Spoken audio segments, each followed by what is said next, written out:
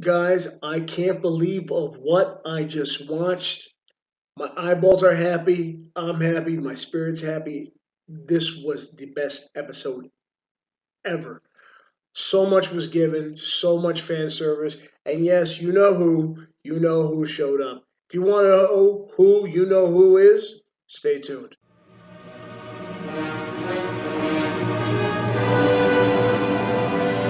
This is the way.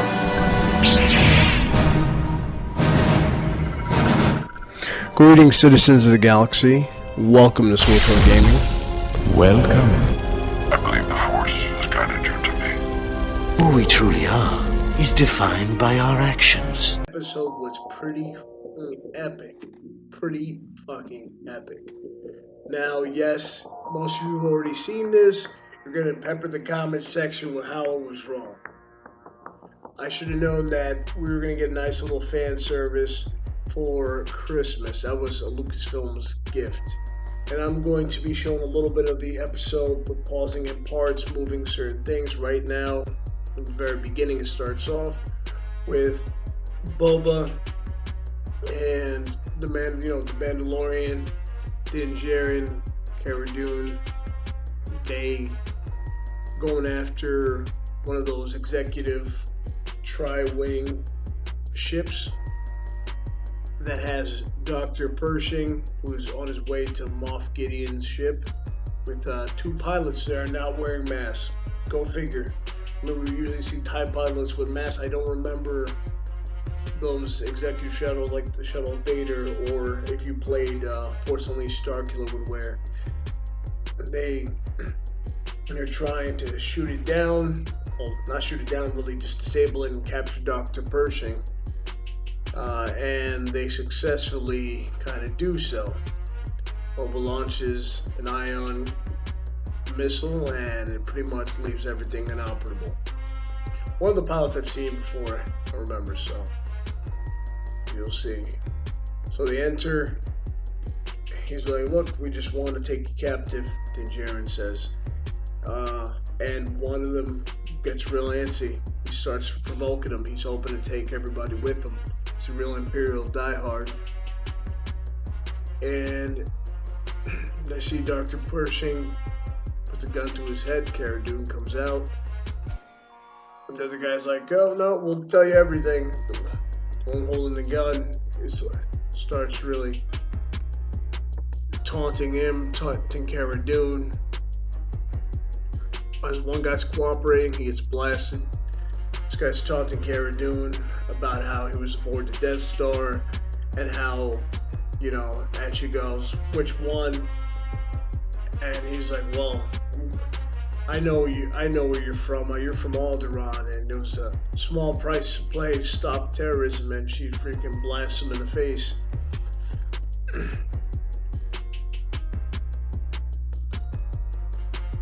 Then they capture Dr. Pershing. They go meet Koska Reeves. I don't know where they are exactly, but you see the cruiser that they took before. And it looks like, oh yeah. And if you look at the ship, it's the Mandalorian ship that we saw Boka have. Actually looks similar to the guy, I guess it's an Old Republic style ship. It's larger version of what looks like Anakin and Obi-Wan used to have. It's different, of course, but it looks very similar, I guess, of that area. So they found him in a cantina. They found Koska Reeves and Bo-Katan. And I don't know what happened to the third guy. I guess he's no longer there. Maybe he was just off on some other mission. But, he says he pretty much tries to recruit them. He's like, I need your help. You took my kid. I'm going to get him back. And so they hear everything's all good until they hear Boba Fett say something. He's like, you're a clone. You're not a Mandalorian. And all of a sudden they start fighting. Koska Reeves gets in her face, Sasha Banks. They're like, calm down, and they start fighting each other. I don't know, man. I really like how Boba looks. He looks super badass in his armor.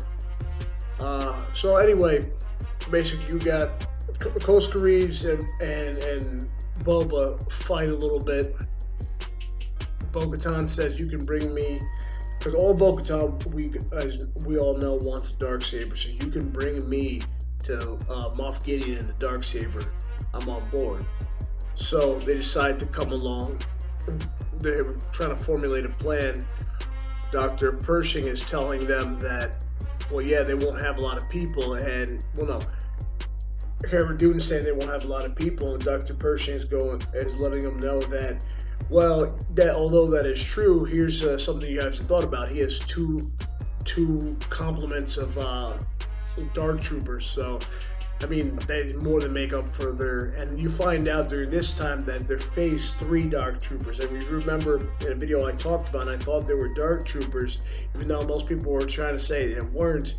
Hey, look, I wasn't right about everything, but I was right about some things. And if you go back to Jedi, I said even with Luke Skywalker, I said there was a possibility, but I wouldn't like it to be Luke. You know, I'd like to see other people, but it was Luke, and we'll go to that in the end of it. So, spoilers of that. This is a spoiler review. So, Luke Skywalker. I was talking about him. Going back to it. They're making a plan to raid Moff Gideon's ship, and so the Dark Troopers are going to be there. They have to deal with them. So they come up with an idea of having Boba. They're in right now the cruise that they took.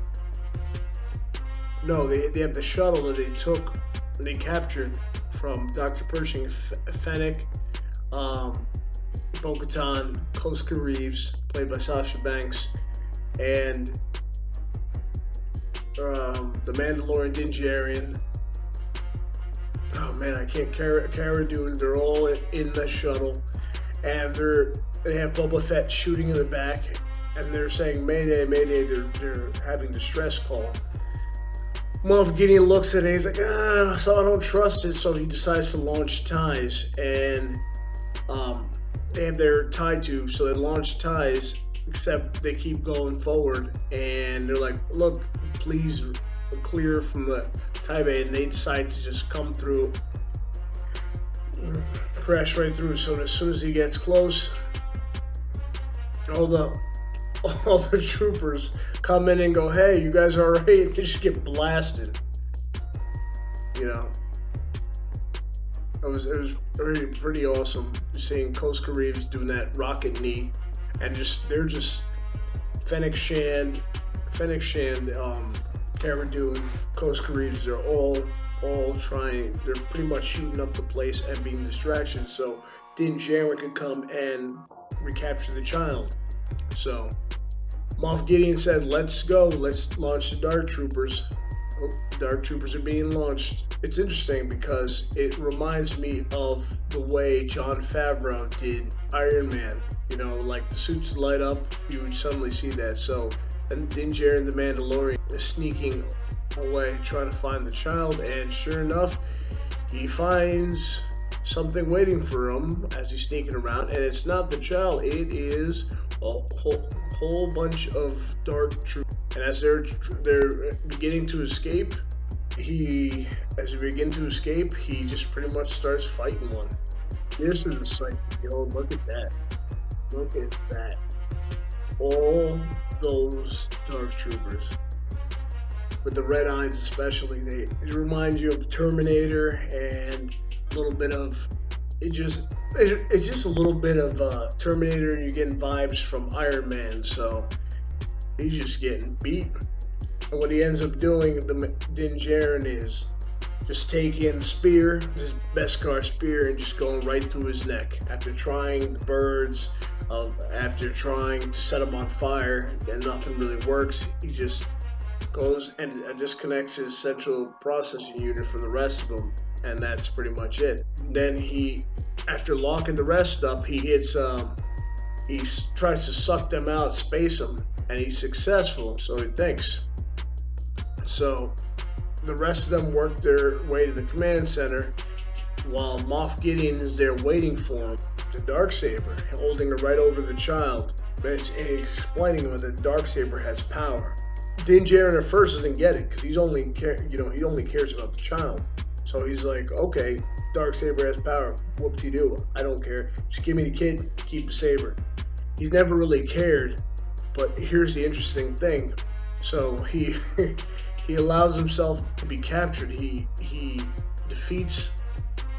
I think he allowed. At least I was thinking he allowed himself to be captured. They fight, and Boga, like he brings the child to the command center. Bo-Katan's real kind of just sad, not sad, but like shocked. She's like, oh, he didn't. And so I'm thinking if he to be spiteful was just doing that because he defeated Moff Gideon in combat and kind of took the Darksaber. So what happens is that he says she can't just accept. Moff Gideon's looking at him. You can't just accept it. It has to be won in battle. In order for her to wield the Darksaber again, she would need to defeat you in combat. So now Din Djarin handed it to her, and she said she's right. And then there's the awesomeness, like the terror. He's like, well, perhaps she'd get another crack at it. Moff Gideon was. I was thinking in this episode when Moff Gideon would get defeated, because we all know the bad guys got to kind of lose. He would request help, and then you'd see Grand Admiral Thrawn, and Thrawn would say, "You played your part well." What we have is all of a sudden you see all these bogies coming back, and it's even though he got pretty much Mando got beat up by one. He had a whole platoon of Dark Troopers that just jettisoned back in, even though they were spaced. And now they're marching to the command deck, and they're programmed not to harm Moff Gideon. So they're just, just stomping single file, and it's a sight to behold if you look at them. And all of a sudden, when there's no hope, you see an X-Wing. I mean, all the Mandalorians are gunned up, they're waiting, they're punching, and all of a sudden, and out of it, a Jedi dressed in black, wielding a green lightsaber. Yes, it is. It is Luke Skywalker, and it is amazing. He's cutting them down like nothing. They can't even touch him. They try to grab him. I looked for the credits too, and I was trying to find out if it was Sebastian Stan, like everybody thought it was going to be. It was just some stunt actor who had Mark Hamill's younger face, Luke Skywalker's face, digitally imposed on him. This was our Luke version of Vader in Rogue One. I don't know what it is, man. It's like somebody doing a stunt team, and like it's always a hallway scene, like Daredevil, where the stunt team had him in a hallway. You see, take a look at that. Bam, bam, bam. So they're watching this Jedi because they don't know it's Luke yet, but the rest of us know once you saw the green lightsaber, the dark robes, kind of the way he looked in Return of the Jedi. We know it's Luke. Helmet off for Grogu. He touches his helmet, and then he looks at him with his own eyes, and it's a really touching moment between like father and son. He touches him on his face, and you can see him smiling. Din Djarin talks to him. He said it's gonna be okay. He kind of hugs his leg, and then he goes to him. You see R2-D2, which is pretty awesome. Luke picks him up. Here's something to think about too. Now that it left, they all are still aboard. You know what's crazy is that nobody's seen Din Djarin's face, and it's the first time. And it's so much. So he takes Din Djarin is now the rightful ruler of Mandalore. When you see over, Grogu's leaving, and he's looking over him at over his head, over Luke's shoulder. Now they're going to turbo lift. Din Djarin's got a tear in his eye, and then you see it just ends right there, or so you think. Because this is the episode, by the way, directed by Peyton Reed. When you see the ending, there's a post-credit scene. You go back to Tatooine, and I thought, hey, more stuff with Luke, or so I thought. And you see, I forgot what this guy's name is, not Masavita, and he goes, Boba, I thought you were dead. I'm so glad to see you. Heard ready rumors. And Boba just shoots him. Yeah. For the life of me, I don't remember what he's called.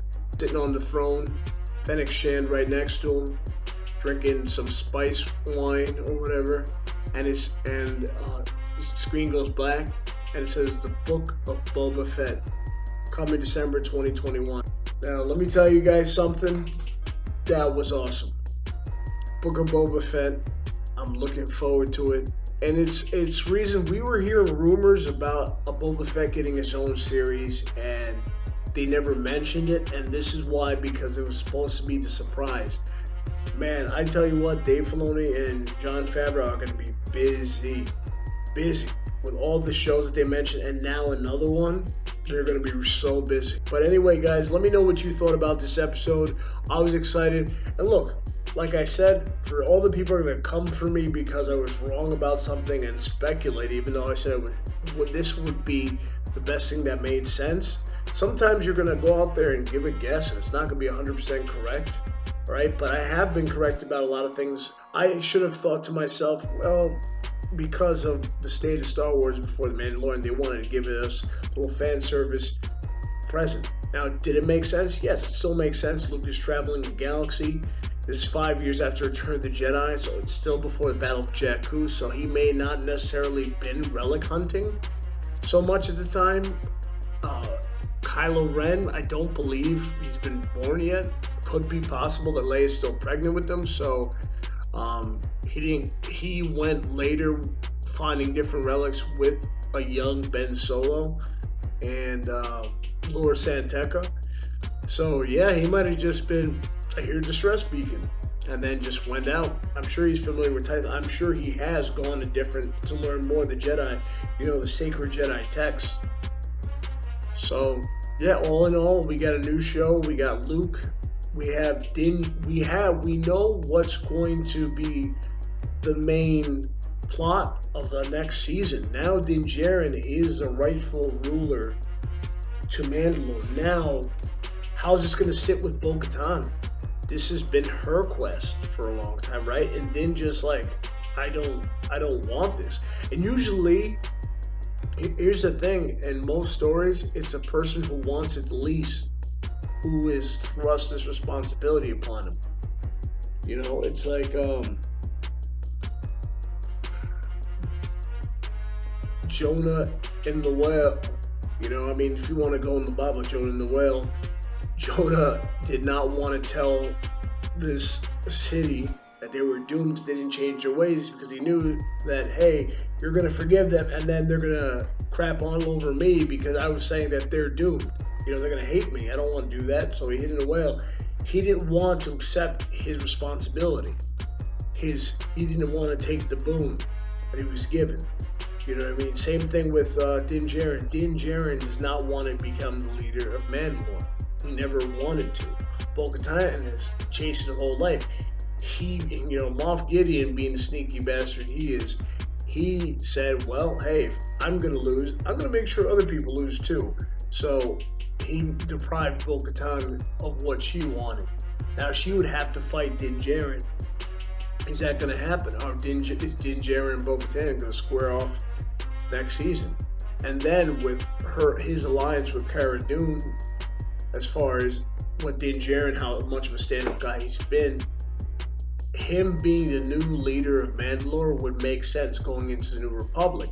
So yeah, it was pretty amazing, all the things that we are getting.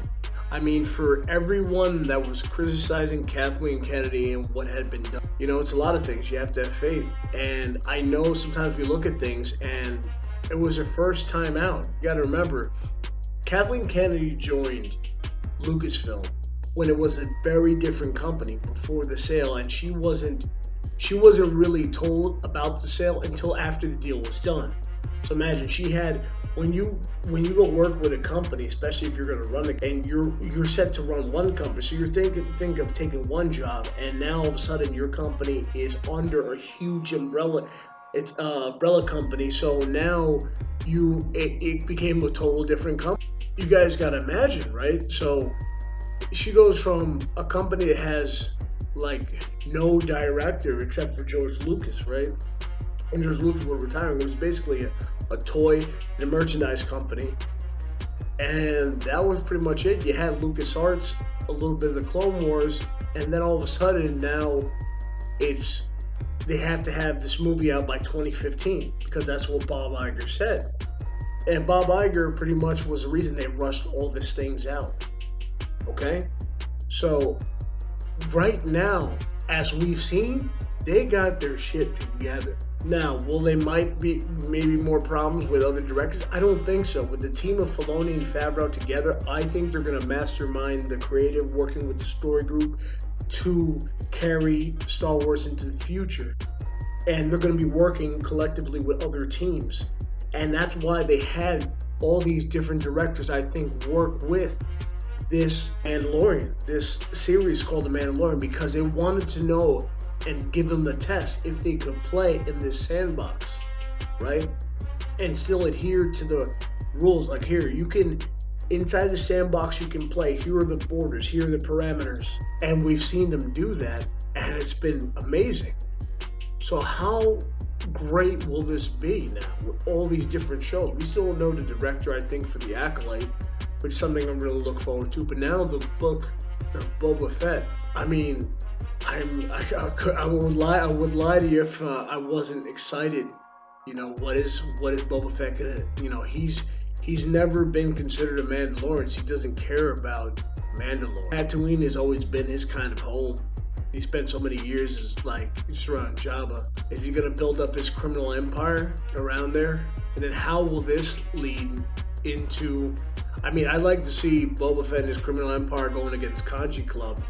You know what I mean? There's so many things right now. Could we see another, because he's on Tatooine, will we see another Luke Skywalker make an appearance throughout all the different, I mean, will we get Luke one episode in each? I would like to see other Jedi, and apparently for what we were told, all the Book of Boba Fett, I would assume is going to be around the same season as Mandalorian Season 3, you know, Rangers of the New Republic, Ahsoka Tano. They said they're all this is gonna be like their movie universe, that it's all gonna build up into one thing, just like the Marvel's Netflix tried to do and did with Defenders, which was, I mean, it was okay, it wasn't that great with all of them. I mean, we can go into that some other time if I have another channel talking about Marvel and other Netflix shows, etc. But what Marvel did successfully with Kevin Feige building up into the Infinity Story, right? So, I mean, I think the future's looking bright. I was saying this before. Sometimes you gotta have faith. It's hard with our fandom, but I enjoyed it. Guys, let me know what you think. Comment below, like and subscribe. I'm trying to make this real good, and sometimes I myself need a little bit of energy, and seeing you guys, your comments, engagement, talking back and forth, chatting with you guys makes it all worthwhile. I work like crazy hours, and on top of that, I'm doing YouTube, which if you've never done YouTube, that's a full-time job. If you want to know why the top YouTubers got the best type of videos, because that's pretty much all they do. And when eventually you start making money, you can have a team. I'm doing this by myself. So anyway, as we go forward, may the Force you will further your destiny. Speaking of which, I will have more videos, my Anakin Skywalker, the Old Republic series, and my Luke Skywalker Old Republic series, because I'm really feeling to hop back on my Luke tune and do a little bit more videos that I already have recorded. A lot of this stuff, I just have to get it out. Well, guys, we'll be seeing this series of reviews will come to an end for now, but hey, we got more good things to look forward to, and I'm glad you guys stuck with me. May the Force you will further your destiny, always.